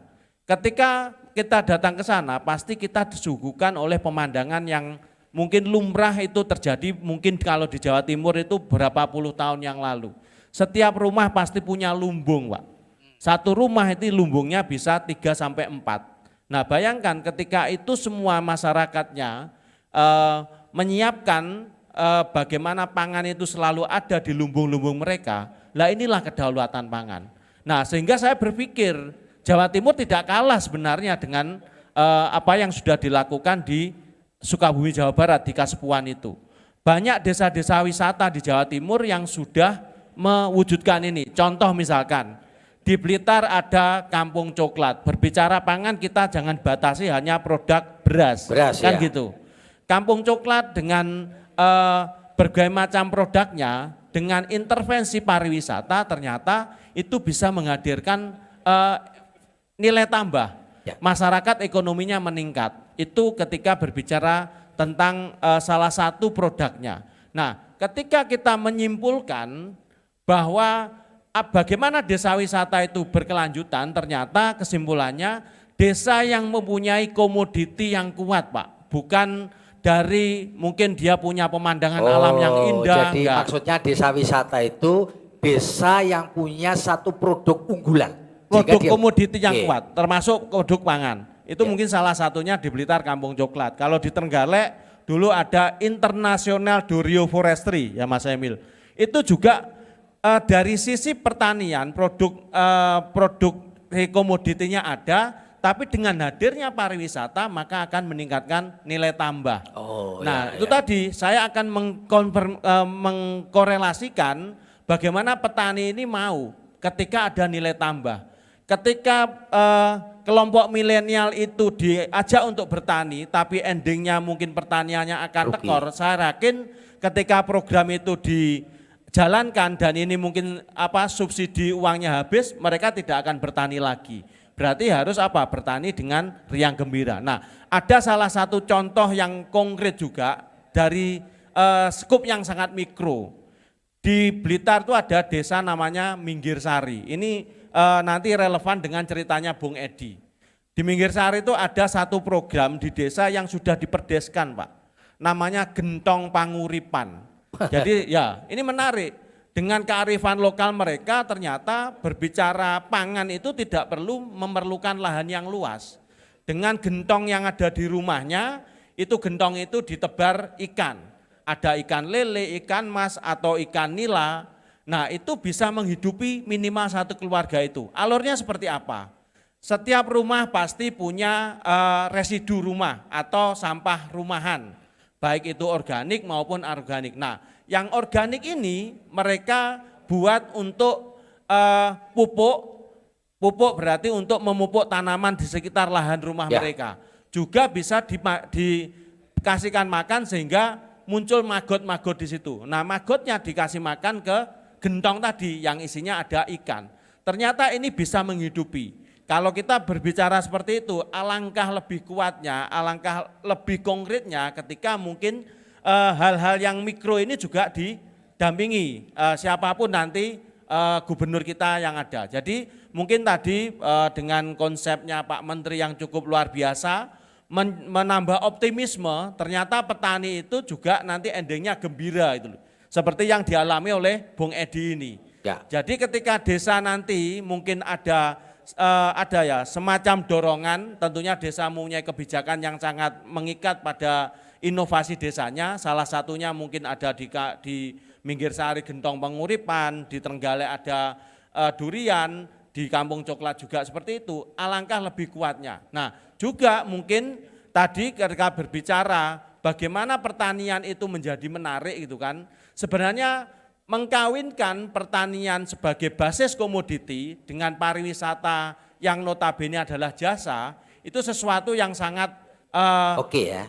Oke, karena apa? Pariwisata adalah bonus, meningkatkan nilai tambah. Sebenarnya di Blitar, di Minggir Sari itu, kita sudah melakukan praktek-praktek pertanian organik sebagai basis wisata edukasi. Pertaniannya panen, tapi nilai tambahnya ketika ada tamu, maka yang punya rumah atau petani akan mendapatkan nilai yang lebih banyak. Nah ini sehingga bertani itu menggembirakan dari prosesnya, tanpa menunggu harus hasil akhirnya seperti apa. Tanpa petani harus dibuat pusing bagaimana menubus pupuk subsidi dengan mengisi RDKK dan lain sebagainya yang ribet gitu kan, maka ini tidak akan menjadi ini. Makanya kami di Asosiasi Desa Wisata Indonesia, ASIDEWI, mendorong bagaimana komoditi berbasis produksi ini bisa berjalan beriringan dengan pariwisata yang notabene adalah jasa. Maka endingnya adalah kegembiraan, riang, dan pangan akan tercukupi, maka kedaulatan bukan sebuah utopia tapi real. Dan itu contohnya ada, tidak perlu mungkin ke Vietnam, ke Thailand, atau mungkin ke provinsi sebelah di Jabar. Di Jawa Timur banyak desa-desa yang sudah mewujudkan itu, bukan hanya retorika tapi sudah real. Nah nanti tinggal bagaimana kebijakan siapapun gubernur terpilih, para mak-mak tangguh ini kan, pasti ngomong pangan tidak lepas dari dapur. Nah dapur ini identik dengan peran ibu. Nah, maka ketiga calon gubernur kita kan para calon ibu-ibu kita. Makanya sudah ibu-ibu Pak, bukan ya, calon lagi, udah ibu-ibu ini. Calon ibu gubernur. Nah makanya nanti kalau ada kebijakan yang sudah ada praktek konkret di lapangan yang sudah ada, dan ini contohnya bisa diinspirasikan kemana-mana, tinggal kebijakannya lebih berpihak pada masyarakat. Mungkin seperti itu Mas Febi. Jadi terima kasih. Kami ASIDEWI sudah mengkawinkan produksi dengan pariwisata, endingnya adalah petani kita berbahagia, dan pangan akan terwujud dan kedaulatan itu menjadi sebuah keniscayaan. Terima kasih. Ya baik, terima kasih Mas Andi. Jadi ternyata yang riang gembira bukan hanya politik. Ya, petani harus riang gembira kan. Sekarang ini terakhir Gusan ini Gus. Ya, ini perlu bersuara juga untuk para petani Jawa Timur, ya kan? Kalau Gusan nanti menjadi bagian dari ini. Bagian apa? Bagian dari pemerintahan kalau jadi. Kalau jadi. Kalau nggak jadi pun tetap saya dekat dengan petani. Saya santai saja, santai saja. Ya, monggo Gus. Oke, Assalamualkum warahmatullahi wabarakatuh. Waalaikumsalam. Saya ucapkan tahniah selamat ulang tahun Terima untuk kasih, Surya yang ke-35. Angka 3 memang asik ya, ada asik. banyak ya gitu. Bisa. Dan yang saya hormati ibu mak-mak kita yang datang di sini, ada bibi saya, Bik Lulu yang saya hormati. Ya memang bibi saya gitu. Terus yang ada Mas Emil, sahabat saya. Jadi beliau menceritakan tentang bahas masalah milenial, petani milenial di Magetan. Jadi ingat ternyata waktu datang kita berdua. Jadi dulu masih oke ya. Sekarang masih oke. Sekarang masih oke. Sekarang cuma mitra demokrasi saja. Iya. Jadi pada saat kita diskusi dulu di Magetan dengan Mas Emil, keluhan mereka adalah masalah kepemilikan lahan. Lah kok mau ngomong 200 hektar, 13 hektar, wong sehektar aja mereka nggak punya gitu kan, apalagi ini tanah Jawa. Jadi kita make sense saja lah, kira-kira ini masuk akal apa tidak untuk program di Jawa Timur. Nah saya lebih kepada bagaimana peran anak muda dalam proses ini dengan Strawberry Generation. Strawberry Generation ini kan generasi yang kaya gagasan tapi lemah di dalam struggle. Dan tidak mau untuk sorot dan sebagainya. Terus kita akhirnya menyuruh mereka untuk turun ke lapangan, turun ke sawah berpanas-panasan, nggak yakin itu bisa terjadi. Maka perlu yang harus kita munculkan adalah SDM-SDM-nya yang juga ada sekolah-sekolah atau vokasi-vokasi pertanian yang nanti menghasilkan karya tepat guna untuk penanaman dan juga pertanian. Nah ini yang harus kita munculkan yang bareng-bareng bersama-sama. Kalau kita masalah kepemilikan lahan, sudahlah kita kalah. Mau kayak apa saja, mau kita berbuih-buih, itu masalah anak muda nggak akan mungkin bertani. Dengan konsep kepemilikan lahan, bagi hasil dan sebagainya, itu curhatnya pada saat kita di Magetan dulu. Nggak cocok Gus antara modal sama hasilnya. Bagi hasil dan sebagainya, itu nggak ini. Dan ditambah lagi dengan daya tarik yang lain, mending jadi YouTuber, mending jadi konten kreator daripada menjadi petani. Nah ini menjadi tantangan. Jadi kalau misalnya nanti Jawa Timur akan swasembada beras dan sebagainya, kok pesimis dengan status dan juga kondisi yang ada sekarang ini. Itu saja, saya yang lain kan optimis ya, saya pesimis. Oh iya, supaya beda ya Gus ya? Beda, warna saya kan beda juga, warnanya merah. Gitu. Ya, itu saya kira paling penting adalah kepada pendidikan dan teknologi, karena pikiran saya begini, man arada dunya fa'alaihi bil ilmi, man arada al-akhirata fa'alaihi bil ilmi, man aradahuma fa'alaihi bil ilmi. Barang siapa ingin mendapatkan sesuatu, baik itu pertanian, baik itu keduniaan, maka pakailah dengan ilmu. Dan barang siapa yang mendapatkan akhirat, maka pakailah dengan ilmu. Dan barang siapa yang mendapatkan kedua-duanya, pakailah dengan ilmu. Ilmu itu paling penting. Vokasi diperbanyak. Dan nanti muncul teknologi-teknologi terapan yang kira-kira bisa membuat mereka menjadi enjoy dan nyaman dan merasa feel-nya dapat untuk menjadi petani yang kekinian. Kalau dipaksakan sekarang, saya nggak optimis. Terima kasih atas ketidakoptimisan saya. Wassalamualaikum warahmatullahi wabarakatuh. Luar biasa, terima kasih. Tepuk tangan buat Gunsas yang tidak optimis tapi pesimis, tapi ini demokrasi ya, kita boleh saja. Dan saya sudah dijawil-jawil panitia karena setelah ini ada acara awarding bagi wilayah-wilayah di Jawa Timur yang punya prestasi di bidang ketahanan pangan. Dan sebelum mengakhiri talkshow ini, saya ingin menyampaikan sebuah pantun penutup. Obat batuk cair namanya laserin, asik. Laserin hitam disimpan di lemari. Terima kasih para narasumber dan hadirin. Saya Feby Mahendra Putra, pamit undur diri. Assalamualaikum warahmatullahi wabarakatuh. Dan sebelum menyerahkan ke MC, kami berharap para narasumber, Gusan, Mas Emil, Mas Edi, Mas Yono, Pak Jarwo untuk maju, Pak. Kami mau memberikan kenang-kenangan yang diberi Mbak Lili, Mbak Lulu juga begitu dari Pak Dalan. Monggo, Pak Jarwo. Mas Emil, Mas Yu, Mas Andi, silakan Mbak Lulu untuk dapat kenang-kenangan dari kami sebagai narasumber, silakan.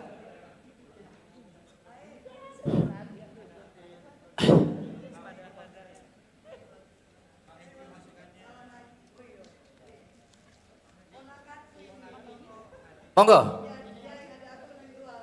di sini aja, di. Monggo, silakan. Di sini dulu Pak, untuk menerima kenang-kenangan dulu. Kami mengundang dengan hormat untuk berkenan menerima tanda cinta dari kami, Bapak Ibu narasumber, pemantik yang hari ini sudah hadir, akan langsung diserahkan bersama dengan CEO Tribun Network dan juga News Director Tribun Network, Bang Dahlan. Pak Feby akan menyerahkan langsung, boleh langsung? Ayo. Kita bawa ke depan ya. Kita serahkan kepada seluruh narasumber yang sudah meluangkan waktu spesial untuk hadir hari ini. Wow, ini momen istimewa sekali. Terima kasih Bapak Ibu. Kami merasa sangat terhormat menerima kehadiran Bapak Ibu dalam event perayaan hari ulang tahun Harian Surya yang ke-35. Kalau bisa guyup seperti ini kita yakin ya, nanti pemilu kada serentak yang akan berlangsung 27 November mendatang akan sangat kondusif sekali. Langsung diserahkan oleh Bang Dahlan Dahi. Terlebih dahulu Mohon untuk berkenan menerima narasumber yang kami hormati. Akademisi Universitas Brawijaya Dr. Sujarwo SPMP, terima kasih sudah berkenan hadir hari ini. Ayo. Kemudian juga Ketua Himpunan Kerukunan Tani Indonesia.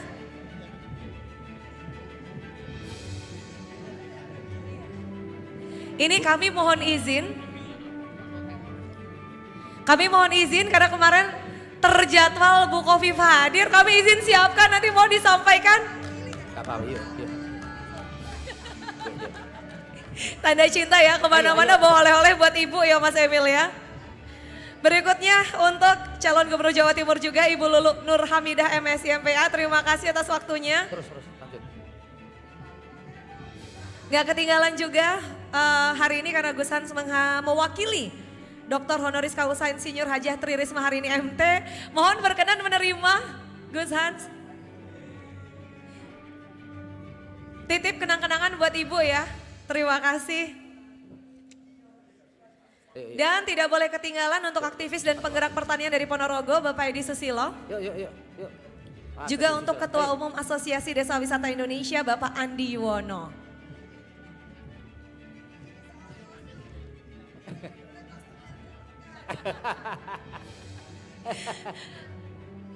Gak apa-apa biar gemes, kayaknya emang sengaja dibikin gitu deh. Oke, selanjutnya mohon berkenan untuk bisa berfoto bersama ya Bapak Ibu. Terima kasih, kita berikan aplaus sekali lagi untuk seluruh narasumber pada talk show kali ini. Dalam rangkaian spesial Hari Ulang Tahun Harian Surya yang ke-35, terima kasih juga untuk Menteri Pertanian Dr. Insinyur Haji Andi Amran Sulaiman MP yang telah bergabung secara virtual. Mudah-mudahan sesuai dengan tema kita bisa mewujudkan ketahanan pangan gak cuma di Provinsi Jawa Timur tapi juga di Republik Indonesia yang kita cintai. Terima kasih moderator Bapak Feby Mahendra Putra dan terima kasih seluruh narasumber. Kami persilahkan untuk kembali ke tempat.